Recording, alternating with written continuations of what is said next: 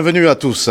Les marchés boursiers africains ont affiché de solides performances en 2024 avec plus de 15 indices clés clôturant l'année en territoire positif. Plusieurs indices ont même enregistré des gains supérieurs à 20% depuis le début de l'année. Marché boursier, tendances et perspectives en Afrique de l'Ouest. Nous en parlons sur ce plateau avec Elie Lawson. Vous êtes associé gérant du cabinet Ladatima Research, spécialisé dans la comptabilité, la fiscalité et l'investissement boursier.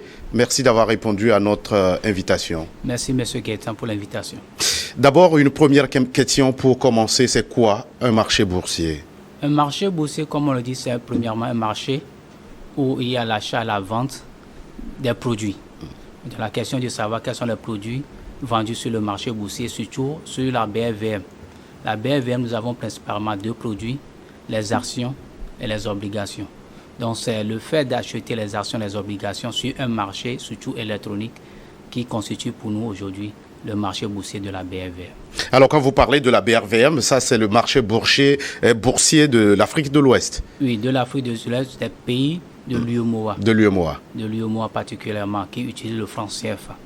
Comme le Togo, le Bénin, le Burkina, oui, la Côte d'Ivoire, le Mali, le Niger. Oui, ce sont ces pays-là qui constituent la BRVM. Au niveau de l'espace communautaire UEMOA. UEMOA. Monsieur Lawson, de solides performances, comme on l'a dit, enregistrées en 2024 pour les marchés boursiers africains.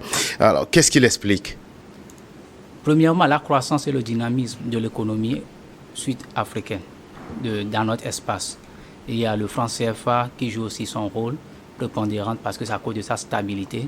Et aussi, les gouvernements ont décidé aussi d'accompagner les entreprises dans la loi des finances, dans l'amélioration des investissements et la confiance que les investisseurs aussi, surtout les Africains, parce que nous savons que l'Afrique, demain, c'est le futur Eldorado. Donc tous les yeux sont tournés vers l'Afrique pour mieux accroître les ressources, les performances de l'Afrique. Donc ça aussi a des répercussions sur le marché financier. Ça veut dire que les perspectives économiques dans cette région du monde sont très encourageantes? Très encourageantes aujourd'hui et pour l'avenir. Et c'est une très bonne opportunité de participer immédiatement à l'essor et à l'épanouissement de l'économie africaine, surtout de la CEDEAO. Et dans la sous-région ouest africaine, le marché boursier, vous l'avez souligné, est occupé notamment par la BRVM. En quoi se distingue-t-elle des autres bourses régionales ou internationales? Oui, la BRVM, premièrement, c'est une bourse. La définition, c'est la bourse des valeurs mobilières. Bourse régionale, plutôt, des valeurs mobilières. C'est parce que c'est la première bourse régionale. Elle implique plusieurs pays. Donc, moi qui suis au Togo, je peux investir au Bénin. C'est le cas, je l'ai fait. Investir au Niger, au Mali, au Sénégal. Donc, pas besoin... La limite frontière n'y est pas. Par contre, dans des autres bourses, chaque pays a sa bourse. La France a sa bourse, l'Amérique a sa bourse, même le Ghana ici, qui fait partie de la CEDEAO, mais ne fait pas partie de l'UEMOA, à sa bourse, le Nigeria à sa bourse. Donc, l'avantage pour nous, à la BRVM, c'est de profiter de l'essor économique d'un autre pays, qui est un pays frère participant à l'UEMOA et sur le marché de la BRVM. Et quelles sont les opportunités sectorielles les plus porteuses actuellement dans cet espace économique, communautaire économique? Les opportunités ou bien les secteurs les plus prometteurs sont premièrement le secteur de la finance, parce que moi-même je suis financier, c'est le secteur où j'investis le plus, parce que je me dis toujours que c'est compliqué à une banque de faire faillite. Même si une banque fait faillite, il y a toujours une autre banque qui va la racheter. Ça, c'est premièrement. Secondo, les entreprises dans le domaine du commerce. Le commerce, parce que la population africaine, surtout de la sous-région ici, croît de jour en jour. Donc, il y a toujours les besoins de nécessité, les premières nécessités qui sont toujours là, qui seront demandés. Donc, ce sont ces deux secteurs qui ont de l'avenir et qui ont beaucoup de performances sur le marché boursier. Alors, Monsieur Lawson, quelles sont les étapes pour un investisseur lambda, un débutant, qui souhaite investir sur le marché boursier? Comment doit-il s'y prendre? D'accord. Pour cela, je pense que la première question, c'est de savoir pourquoi on investit à la BRVM. On investit pour acheter une voiture, pour construire une maison, pour ses vieux jours, ou bien pour que lorsque ses enfants auront 18 ans, lui léguer un bien, ou même pour le mariage. Donc, l'objectif premier doit être atteint. Secondo, on appelle quelque chose l'horizon de placement. Est-ce que je veux investir pendant 10 ans? J'ai 20 ans, je veux marier dans 30 ans. Ça me fait 10 ans. Donc, mon objectif, c'est le mariage. Second objectif, il me faut 10 ans. Maintenant, quel est le capital espéré, le montant que je veux avoir dans les 20 ans, dans les 30 ans pour mon mariage, alors que j'aurai 30 ans. Donc, je veux avoir peut-être 10 millions, 20 millions. Vous voyez? Maintenant, pour le faire, quel est le canevas à suivre? Quel est le capital de démarrage que je peux rassembler? OK, je veux par exemple pour avoir les 30 millions dans 30 ans, OK, je peux commencer avec 5 millions. Maintenant, les 5 millions, est-ce que je l'ai aujourd'hui ou pas? Donc, il me faut d'abord chercher comment avoir mon capital de démarrage en fonction de mes revenus. Vous voyez? Donc, OK, les 5 millions là, je me donne 6 mois en fonction de mes revenus. Je me donne peut-être une année pour l'avoir. Et après cela, quel est le taux d'intérêt ou bien le taux de remboursement ou le taux de performance que je veux avoir pour atteindre mon objectif? 5 millions, ça veut dire que chaque année, il me faut un bénéfice de 30% par an ou bien 40% pour que je puisse atteindre l'objectif des 30 millions. Maintenant, à part ça, est-ce que les 5 millions-là peuvent suffire à atteindre l'objectif, oui ou non? On essaie de voir. Si ça n'atteint pas, est-ce que chaque mois ou chaque trimestre ou chaque année, je renforce un peu mon capital? Vous voyez, pour augmenter mon capital, pour atteindre mon objectif. Il faut noter qu'on ne prête pas de l'argent, on ne conseille pas que les gens prêtent de l'argent pour la BRVM. C'est quelque chose qui n'est pas conseillé. Parce que lorsque nous faisons le diagnostic financier de chaque investisseur, il y a ça dedans. Donc, et on ne prête pas de l'argent et on ne prend pas non plus l'argent qui fait vivre sa famille, l'argent de la scolarité, l'argent de la popote pour investir, non. Donc déjà, dans le planning financier, lorsque vous avez un salaire de 100 francs, de 100 000, il faut d'abord répartir les 100 000 pour épargner. Et il faut avoir un épargne de 25% obligatoirement. Donc lorsque on voit aujourd'hui que les gens ont un salaire de 100 000, mais n'arrivent même pas à épargner, et lorsqu'ils font toutes les dépenses, ça dépasse même 120 000. On ne sait pas s'ils ont un super pouvoir, on ne le sait pas. Donc déjà, les finances doivent être bien vues pour épargner. Et c'est sur cette épargne-là que vous allevez 15% pour mettre sur la BRVM. Ce qui fait qu'on ne perd pas lorsque vous avez l'information et la formation, mais les 15% là n'a pas un impact sur vous pour que vous sentez le poids de cela. Comment épargner? C'est simple, il faut juste réduire les dépenses que nous faisons usuellement. Il faut réduire le coût de la vie, ou son train de vie, comme on le dit. Alors, Monsieur Lawson, on voit souvent les États qui procèdent à des emprunts obligataires sur le marché boursier.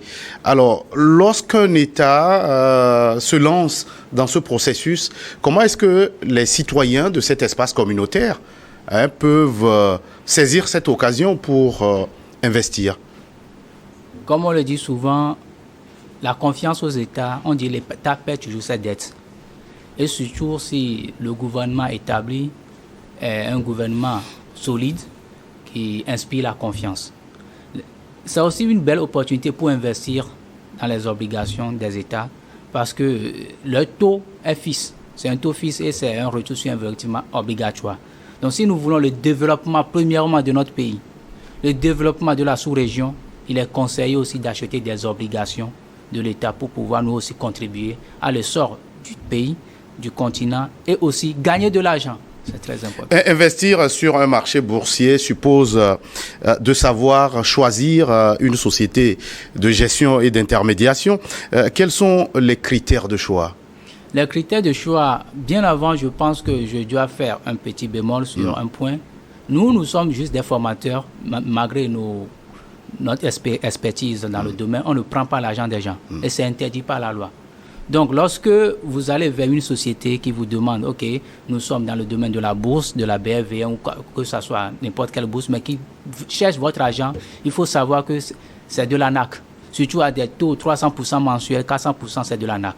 Donc, il y a des structures agréées qu'on appelle des sociétés intermédiaires de gestion qui ont l'agrément, qui sont sur la plateforme de la BRVM. C'est clair, sur la BRVM, tout est public. Donc, il faut d'abord voir cette société-là où je vais. Est-ce que cette société est sur la plateforme de la BRVM et est agréée? Donc, avant de s'approcher, quand vous vous approchez des sociétés, comment faire le choix selon votre question, il faut d'abord poser les questions sur leurs coûts de tarification, les conditions d'ouverture de compte, les frais de transaction, et particulièrement voir si vous préférez, est-ce que la digitalisation, le contact humain, parce qu'il y a certains SGI qui sont plus ouverts dans le contact humain, il y a une équipe qui vous reçoit, qui est plus dynamique, et d'autres, c'est tout Caneva, vous pouvez être chez vous et faire acheter et vendre via leur plateforme. Alors, nous sommes dans un contexte de promotion de l'entrepreneuriat. Est-ce que le marché boursier est-il accessible ou attrayant pour les petites et moyennes entreprises? Oui, ils sont attrayants pour les petites et moyennes parce que tout le monde peut investir. Les personnes physiques peuvent investir. De la même façon, les entreprises aussi peuvent investir. Donc, en tant que personne morale et que vous avez une petite entreprise, vous voulez investir votre cash flow, votre cash flow abondant, vous pouvez l'investir. Et aussi, la BFVM aussi a un compartiment dédié à l'accompagnement des PME, PMI pour qu'eux aussi soient sur le marché boursier. C'est en cours de développement. On peut s'approcher. Dans chaque pays, il y a ce qu'on appelle les antennes nationales de la BFVM. Ils peuvent s'approcher d'eux pour plus de renseignements, pour savoir comment les entreprises peuvent coter à la BFVM.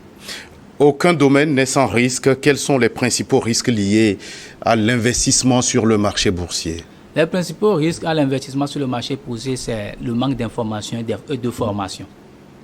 Lorsqu'on veut faire quelque chose, il faut d'abord s'approcher des experts dans le domaine. Parce que l'ignorance tue. L'ignorance fait perdre de l'argent. C'est ça qui a fait que les gens ont perdu de l'argent, comme ça, dans des sociétés de placement. Donc, il faut se former et s'informer. À défaut de se former et de s'informer, allez vers des experts de la SGI et leur confier votre portefeuille. Merci. Et quelle est la liquidité du marché et comment cela affecte-t-il les décisions de l'investissement? La liquidité du marché, le marché est volatile. Si vous décidez aujourd'hui d'acheter une action, vous donnez l'ordre, on vous l'achète. Et si vous voulez vendre aussi, vous donnez l'ordre et vous vendez. Donc c'est volatile et il n'y a pas de blocage là-dessus. Et la résilience de ces marchés est-elle le signe d'une maturité croissante des bourses africaines? Il faut noter que ces entreprises sont sur la BF, la majorité sont sur la BF plus de 20 ans. Même bien avant la naissance de certaines personnes, parce que la BFVM a été créée depuis 1993. Donc il y a des entreprises qui sont sur la BFVM, qui ont eu beaucoup de performances, qui sont là et qui ne meurent pas et qui ont même de l'avenir à cause de leur secteur d'activité. Donc rassurez-vous, même il y a encore de nouvelles entreprises qui s'ajoutent. L'année passée, d'autres entreprises sont venues sur la BFVM. Cette année, en janvier, il y a une opération sur une banque au Bénin qui est en train de venir sur la BFVM. Ça veut dire que c'est toujours dynamique et il y a toujours de l'expérience sur la BFVM. Alors, lorsque vous expliquiez les critères qui entrent dans la décision d'une personne d'investir sur le marché boursier, vous avez parlé de l'horizon d'investissement. Est-ce qu'il y a un délai au terme duquel il n'est plus possible d'investir sur le marché boursier, où vous pouvez choisir d'investir en attendant, où vous définissez vous-même votre délai d'investissement? Pour investir, tout dépend de vous-même. Vous pouvez choisir 2 ans, 3 ans. Mais il y a quelque chose qui est très important. On appelle ça l'effet cumulé ou l'intérêt composé. Qu'est-ce que ça veut dire? C'est-à-dire, la première année, vous avez un capital de 100 000 qui produit un intérêt de 10 000. Vous voyez, ça fait 110 000. Vous ne prenez pas l'intérêt, vous mettez les 110 000 sur le marché. Donc les 110 000 devient le capital initial qui produit encore d'intérêt. Donc ce qui fait qu'à partir de 5 ans, 10 ans, 20 ans, votre capital au départ produit vraiment beaucoup d'intérêt. Surtout si vous voyez le taux de performance de votre portefeuille. C'est très important. Donc on conseille à ce que les investissements soient sur le long terme. Au minimum 10 ans. C'est pour ça qu'on dit que l'argent, il faut oublier ça là-bas. Mais il faut suivre. Parce que quand on est là pour gagner, quand l'entreprise n'est pas bonne, vous achetez. Mais 5 ans, 10 ans, c'est bon. Mais c'est pour cela que les jeunes ont de la chance. Un jeune de 20 ans peut avoir un horizon de placement de 40 ans. Vous voyez? Mais quand la personne est déjà à la retraite, à 60 ans, 65 ans, ça veut dire que lui, et ça soit compliqué d'espérer 20 ans. Donc tout ça, là, on appelle ça le profil de l'investisseur. Et ça se définit sur le marché boursier avec les conseils. On va aller sur un terrain un peu comparatif. On parle des perspectives économiques de la sous-région ouest africaine qui, vous l'avez dit, sont attrayantes. Alors, à comparer avec les autres bourses, on voit le CAC 40 sous d'autres cieux, le FTSE, hein, et puis que sais-je encore. Quelle est la compétitivité de nos bourses africaines par rapport à ces bourses internationales? Il faut noter que ces bourses sont vraiment avancées en technologie, en information par rapport à notre bourse. Mais moi, je préfère notre bourse. Premièrement, parce que je suis africain. Secondo, c'est une bourse où il y a une stabilité sur le franc, sur la monnaie et les choses ne vont pas plus rapidement. Par contre, dans les autres bourses, il y a premièrement les informations de la comptabilité que nous ignorons, la fiscalité que nous ignorons, ou la volatilité. Une personne se lève maintenant et donne ses impressions sur une entreprise, automatiquement la valeur de l'entreprise chute. Donc le risque de perdre est tellement élevé. Alors que sur la BFVM, c'est plafonné. Par jour, ça ne dépasse pas 7%. Les pertes ni les gains. Vous voyez, ce qui fait que c'est un peu plus relax de pouvoir investir, d'oublier. Alors que dans les autres bourses, dans une demi-journée ou bien dans 2 ou 3 jours, vous pouvez perdre tout votre capital. Oui, on a vu avec ces bourses internationales qui réagissent à chaque fois qu'il y a un événement de portée internationale aussi, des bourses qui affichent au rouge, simplement parce que, bon, voilà, il y a tel qui a pris telle décision et telle autre. Effectivement. Et pourquoi ces bourses sont plus flexibles et vous parlez de stabilité au niveau des bourses régionales comme la BRVM? Oui, parce que ces bourses sont plus digitalisées et c'est l'information qu'on appelle quelque chose la spéculation de l'information. Il y a certaines actions qui sont surévaluées et sous-évaluées. Et donc, des fois, vous pouvez vous rencontrer que lorsqu'on change des fois dans certains pays, le président de politique... Les bourses réagissent aussi. Effectivement. Mais par contre, dans la BFVM, nos entreprises ont une solidité plutôt sur la consommation en interne. Donc, ce qui fait qu'ils ont plus de racines internes que sur les informations. Donc, et maintenant, quelle tendance ou évolution attendez-vous pour les bourses africaines ou régionales pour cette année 2025? Oui, cette année 2025 sera une meilleure année, malgré que les gens disent que c'est une année pleine de défis. Mais je fais confiance à notre économie et aux investisseurs de la BFVM. Merci, Monsieur Elie Lawson, d'être passé sur ce plateau. Vous êtes spécialiste dans la comptabilité, la fiscalité et l'investissement boursier. Merci d'être passé. Merci. Merci aussi à vous qui êtes restés à notre compagnie. À très vite pour un autre numéro de votre émission Focus. Merci.